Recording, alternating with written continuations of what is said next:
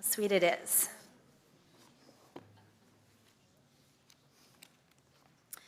Our Torah portion begins with this little terrifying word, im. Just 2 letters in Hebrew, just 2 letters in English. Im means if. And everything hinges on if. Everything. Prosperity or poverty, peace or war, contentment or misery, life or death itself. Everything dangles from these 2 letters, im, if. Im bechukotai telechu. If you walk in the ways of my mitzvot, God says, if you protect them, if you do them, then I will grant you rains in season so that the earth shall yield its produce and the trees of the field their fruit. Your threshing shall overtake the vintage, and your vintage shall overtake the sowing. You shall eat your fill of bread and dwell securely in your land. I will grant peace in the land. You will lie down untroubled by anyone. I will make you productive and fertile. I will keep my promise. V'hakimoti et briti etchem, and I will keep my covenant with you. I will be ever present with you, among you. V'hayiti lachem lelohim, and I will be your God. V'atem tihiyu li le'am, and you shall be my people. That one daunting and haunting little word, im, if, is followed by this overwhelming list of promises, the promises we long to hear. God says it like a parent to a child, I will take care of you forever. I will protect you. I am right here with you, and I will never leave you. But is it true? Do the conditional statements of our double portion hold up? Our rabbinic sages look around. They saw their people were tortured. They saw the wicked were literally getting away with murder. And they asked, how can this be? One theological solution is found in Olam Haba. Out of the rabbinic tradition, which followed the biblical tradition, came the view that while good people may suffer and the wicked may flourish in this world, all will be made right in the world to come.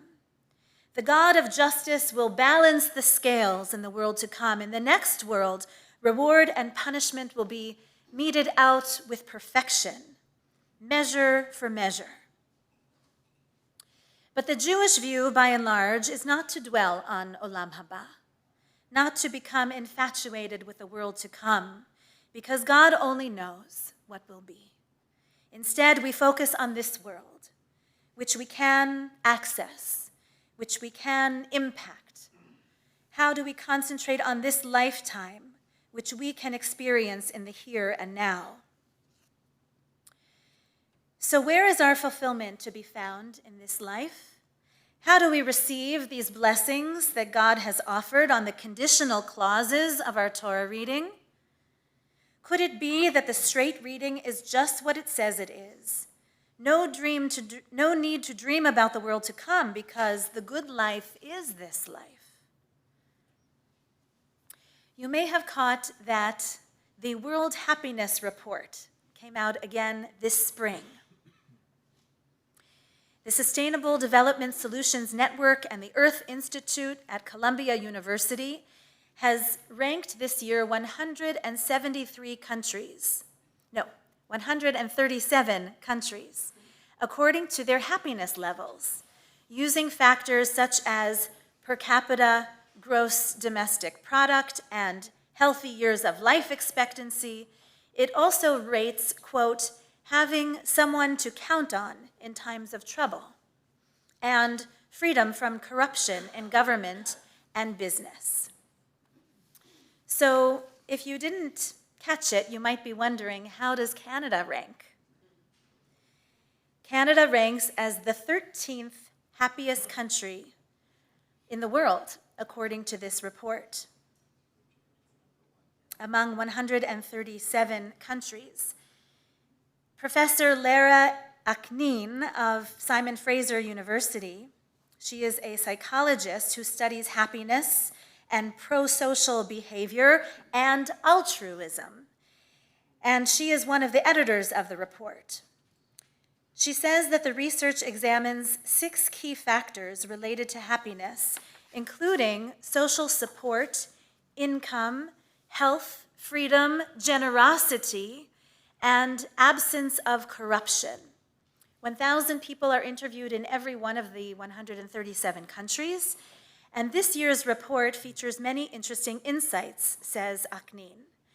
The professor says, the one that I find particularly interesting and heartening has to do with what she calls pro-sociality. And this is a shift from the study that I brought to you many years ago. I think the study has been in existence for 11 years or so, and I spoke about it maybe 8 years ago or so, but they have fine-tuned the questions to really tap into this pro-sociality. For a second year, we see that various forms of everyday kindness, such as helping a stranger, donating to charity, volunteering, all of these now are above pre-pandemic levels. Isn't that interesting? We have grown from the pandemic in ways of behavior, moral behavior. Professor Aknin says higher rates of helping are positive in their own right, but may also be a key reason that life evaluations have remained surprisingly stable in the face of multiple global challenges. She says feelings of gratitude are part of what puts Canada high on the list. Optimism, perceived closeness with others. If this is starting to sound like a religious life, if this is starting to sound like a congregational life, I believe it's true.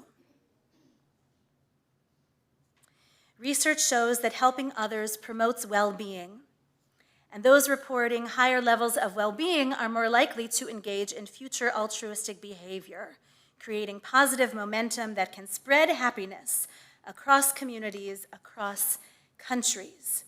So I'd like to call your attention to page 120 in our prayer book. And you're going to see how the sages who wrote our prayers some 1,500 years ago already knew what the happiness report has endeavored to teach us.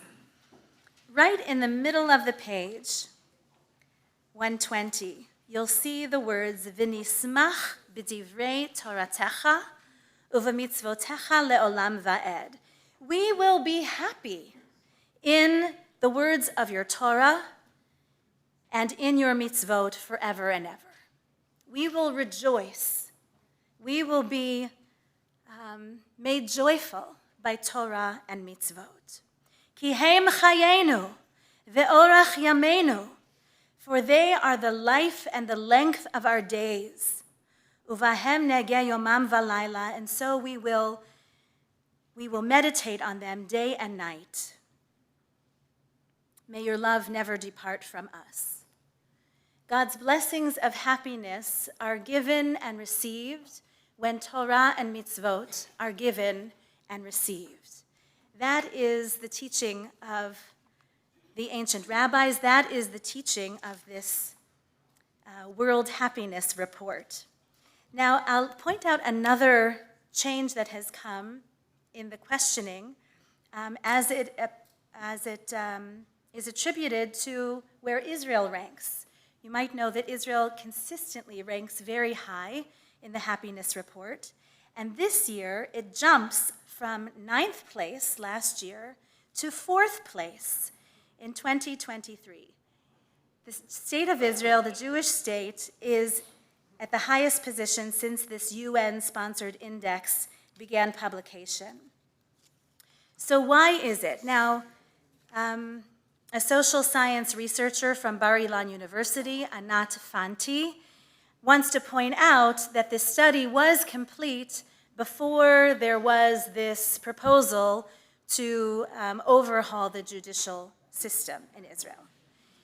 So this study was complete before thousands and thousands of Israelis are taking to the streets to demonstrate against the proposals made by this current government. And she surmises that if the study were made just a few months later, it would have been altogether different. But nevertheless, before this government took its place, Israel was ranked fourth. And it has to do, I'm sure, with this sense of the definition of happiness. It's not about the accumulation of things, although, thank God, Israelis are becoming wealthier too. Instead, it is about this sense of belonging to something greater than oneself, contributing to a greater enterprise, something that you believe in, something deeper, something less like happiness and more like fulfillment. Just the experience of serving in the army alone can be enough for a person to feel needed, to feel necessary, to feel connected and rooted and bound to others in strong bonds of interdependence. That is the Jewish way, and please God, that will remain the way of the majority of Israelis. In the words of the sage Muhammad Ali, service to others is the rent you must pay for the room here on earth. If you're going to take a room on this planet, then service to others must be part of the story you write. If we walk in God's ways, if we provide for the orphan and the widow on the streets of Toronto through the Ve'ahavta van every other Thursday evening by providing food and hygiene and medicine and clothing. If we pursue justice and equality, as our Israeli brothers and sisters are insisting upon as they take to the streets. I was just there a few weeks ago with some of you on the UJA mission, and we saw a sea of flags as far as the eye could see. And some of those flags now have, in a softer shade of blue, words from the Declaration of Independence, which demand protection for all the inhabitants of the land of Israel, regardless of religion, regardless of gender identity, and protection for the holy places of all the people who make a home in the state of Israel, and so on and so on. I want to get one of those flags for us at Holy Blossom. If we study Torah, like many of us did this morning together, if we are fruitful and faithful enough to bring a baby like Eva into the world, if we keep Shabbat holy as a day set apart, as we are doing just now, then we will come to know God's blessings, of fulfillments and satisfaction, and please God, length of years as well. The covenant between God and the Jewish people does not promise simplicity. It promises that in the midst of a complex and often heartbreaking world, there is for us a life of meaning and sacred purpose. And for those who have joined in the celebrations last weekend for my 25th anniversary, I think that's the kind of joy that we felt together. A kind of celebration of being a part of something larger. A kind of celebration and uplift of being a part of a community, a sacred community that keeps an eye out for one another and performs mitzvot willingly and open-heartedly for one another. And so we say once again, Chazak, Chazak, Venit Chazek. Be strong,